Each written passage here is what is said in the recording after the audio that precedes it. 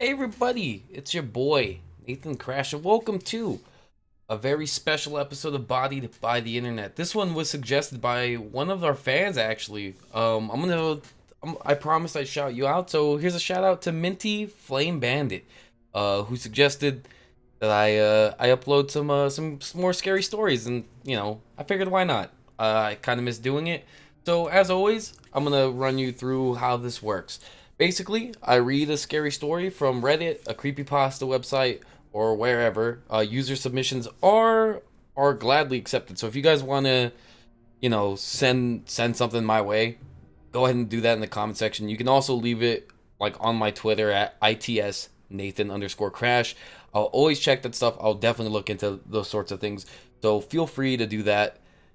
And that's basically it. So again, I'm just gonna read the story, and then I'll give it my thoughts, and then I'll give it a 1 through 10 rating. That's basically the gist. It's the internet's favorite show, and you're more than encouraged to play along. You can leave your thoughts and comments on the stories in the comment section below.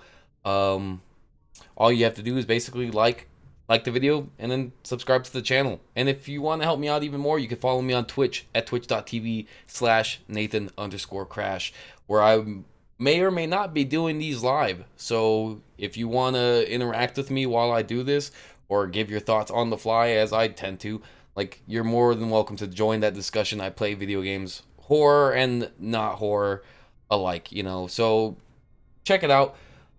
But without further ado, I'm gonna get right into the next story. So let's dive into this. And as always, welcome my co-host Campfire Coon.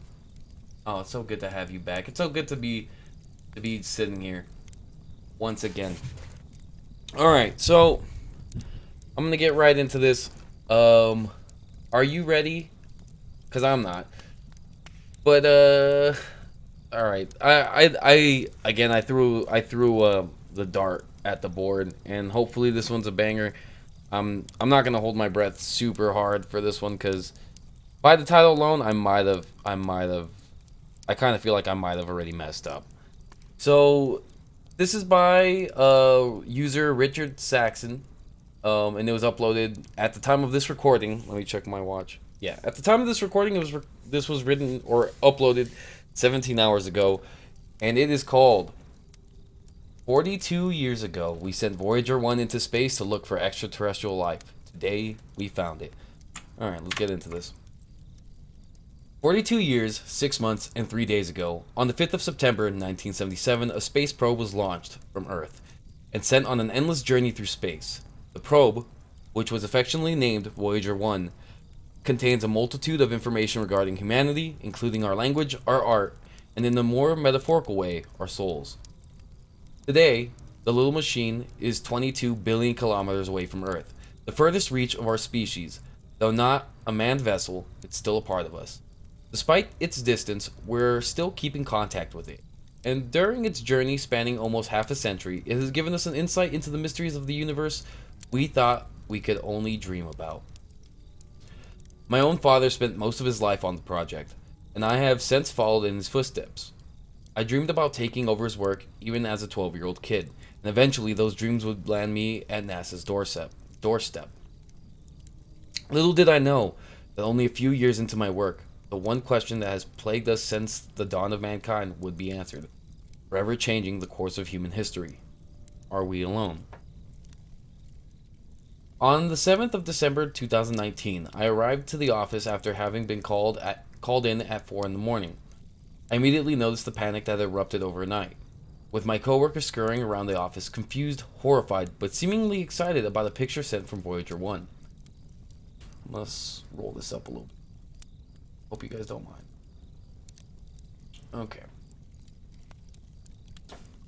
The monitors the monitors that usually displayed little the monitors that usually displayed little more than numbers and boring graphs now all showed the same singular image, that of a blue planet.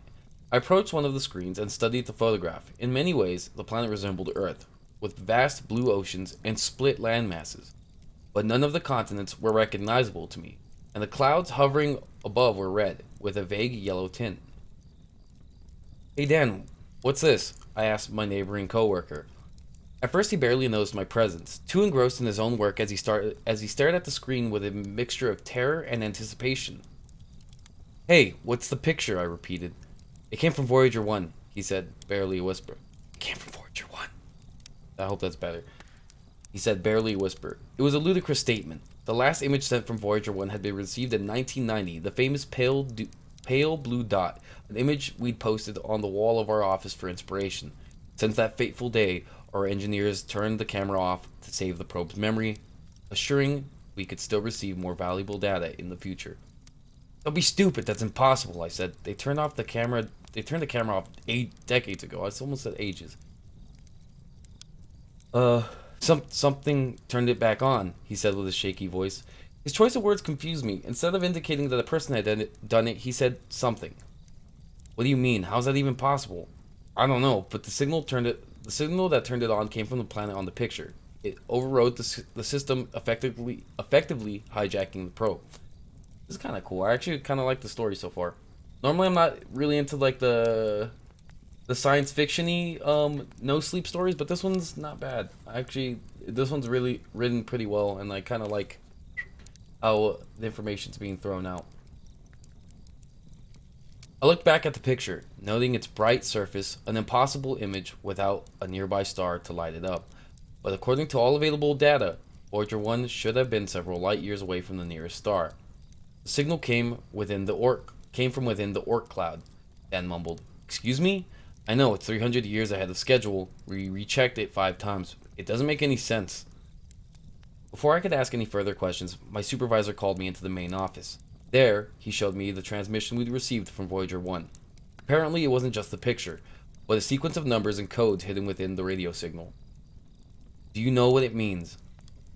I asked after listening to the mess of sounds about 10 times. Well, that's why we called you in. We were hoping your father left behind any ideas about his work before he passed. My dad was a magnificent man. Brilliant in his own way, but obsessed with finding the possibility of extraterrestrial life. Throughout the past century, Earth has picked up a multitude of different radio signals. Most of them just an after effect from collapsing stars and random background radiation. I read starts, and that's what kind of threw me off. Because I read ahead while I'm reading, and so that kind of threw me off. Also, this is like tapping into one of my secret loves is like mysterious radio signals and like space signals, like the famous WOW signal. If you've never heard of the WOW signal somehow, like on YouTube, just Google the WOW signal and like you'll be thrown into like a 14-day rabbit hole. Like it's one of the most interesting things that's ever happened in human history, and odds are it's probably a fluke, but it's really cool. It's one of my favorite sounds. That, and you can check out the bloop. The bloop is another one of my favorite mysterious sounds. I'll get more into that some other time. Let's get back into it. Sorry for the digression. No, I recently got feedback about that. People don't like the digressions I take. Or I mean, I don't know if that's like a universal thing, but you know, if you don't mind that, I mean, go ahead and leave that in the comment section. It's just like a thing I do. I can't exactly promise that that's a thing I'm gonna stop doing, but I'm working on it. All right. I should have drank water before I started doing this. My apologies. However, among the mess of noise, several coherent messages have been filtered out from the symphony of the universe. The only problem was that we had no means with which to translate them. My father never could. He could only determine their origin, which fit perfectly with the current location of Voyager 1. Then it dawned on me that the last message, coming from Voyager 1, wasn't just another random signal sent from a thus far unknown planet. Okay, yeah, that makes sense. But a mathematical key that could be used to translate everything we'd received so far. My theory was that the species that had hijacked the probe had used it to understand our language, instructions of sorts. We spent the next few days deciphering the message, desperately looking for the key. It took a lot of sleepless nights and countless amounts of caffeine. But eventually, we found the answer. Without hesitation, we applied the decoder to all previous messages originating from the same region, the first one having arrived in 1968. Alright.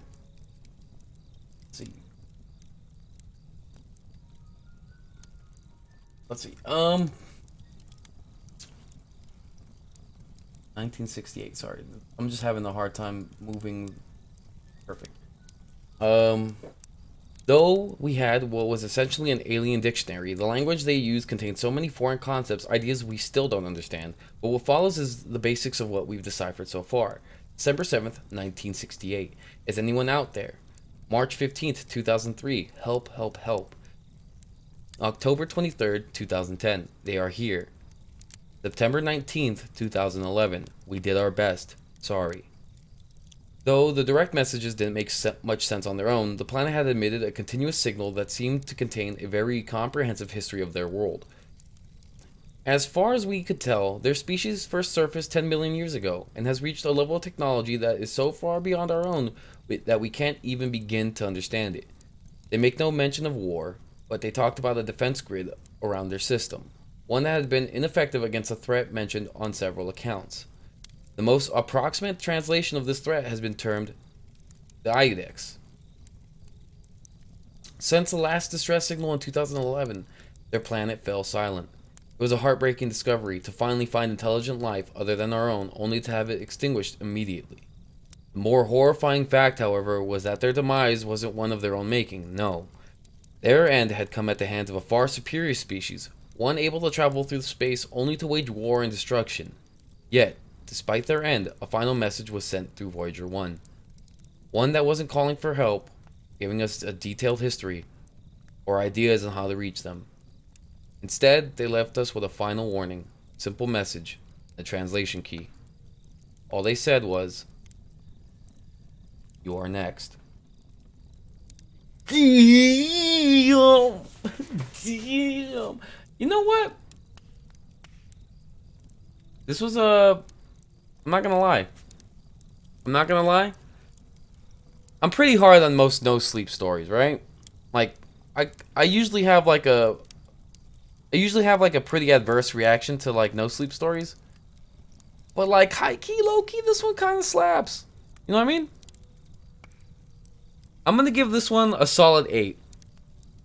If you disagree, I mean, you're more than welcome to let me know in the comment section down below. Leave your feedback. I think this one's an 8. It honestly, like the punchline, I guess, is pretty cool. Like the way the story ends is pretty sweet. Because it, like, you know, you're kind of like, there's this intrigue and it builds up to like this. Oh fuck, these guys got like wiped the fuck out, and then it's like, oh yeah, these guys who were like way ahead of us were like super defenseless against this like unknown threat, and like now they're coming to murk us. Like, honestly, that's pretty creepy. Because could you imagine if aliens invaded and they're like, yo dude, we're like clapping your cheeks like hardcore today, and then like we just get bodied? I mean, honestly, this was a cool story. I was not expecting to like this story. I just want to like once again, I would like to shout out my boy. All right, Minty Flame Bandit, I want to thank you again. Thank you for asking me to do this, because I would not have read this story otherwise. And thank you to RichardSaxon. This was a fantastic story. I had a ton of fun reading it. It was great. I can't wait to read more of your stuff. Hopefully you put out more stuff in the near future. I would love to cover you on the series again. Like, this was brilliant. I really liked this story. It was a good time. It was an honest, like, great time. I really enjoyed this story. I think it's just because it's about space. I love space things, and I like little, like, I don't know, like little space mysteries. Like, this was cool. Like, it was intriguing. It was fun to like play with. So thank you for giving me that. That's gonna do it with the scare music. Fuck that. Spooky time's over. All right. So thank you guys again. That's going to do it for this video. I hope you guys enjoyed. I'll be doing Bodied by the Internet more often, hopefully. I'm going to try to have it be at least like a weekly series. Maybe I'll do it twice a week. We'll see. Well, I'm not sure how that's going to play out, but honestly, thank you guys. This was really sweet. Thank you guys for the feedback and just the continued support for the series. Honestly, I'm really happy you guys like the series the way I enjoy doing it. So means a ton. If you know you haven't already, be sure to like and comment on this video and subscribe to my channel for more videos similar to this one. If you're more interested on the gameplay side of things, you can check out my Bodied by series where I get bodied by various video games, and the We Get Bodied series where I get bodied with a co-host. Usually my friend Chris, because we love playing video games together. So if you want to see me and basically my friend hang out and laugh at video games and have a good time, that's the series for you.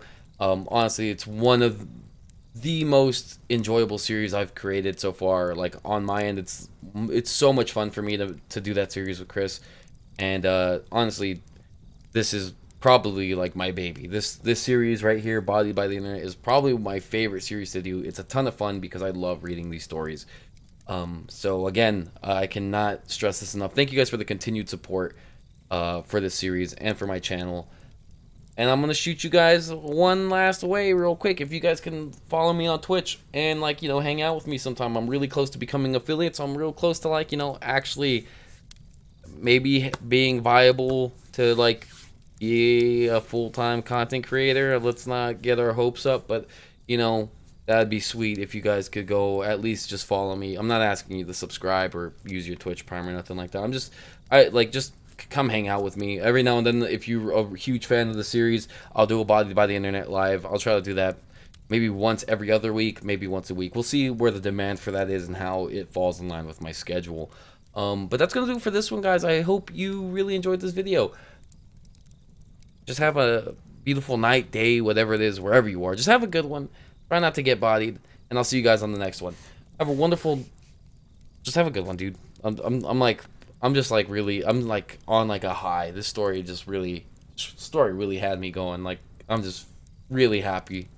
Thank you. I hope you guys enjoyed this as much as I enjoyed making it. I want to thank RichardSaxon one more time for the great story. I'm feeling pretty good.